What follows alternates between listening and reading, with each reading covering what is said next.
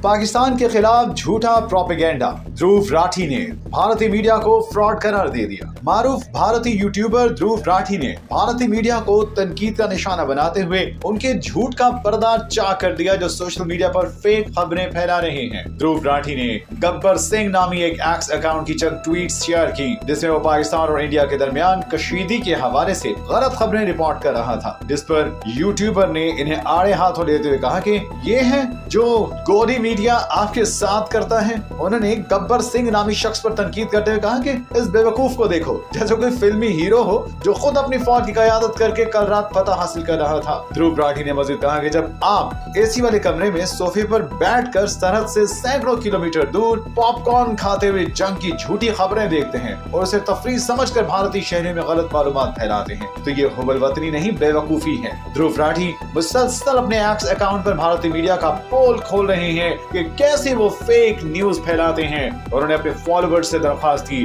कि इन धोखेबाजों को अपने एक्स अकाउंट से ब्लॉक कर दें और इन जाली न्यूज चैनल्स को दोबारा कभी ना देखें। उनका कहना था कि ये पैगाम अपने खानदान के दीगर अफराद के साथ भी जरूर शेयर करें।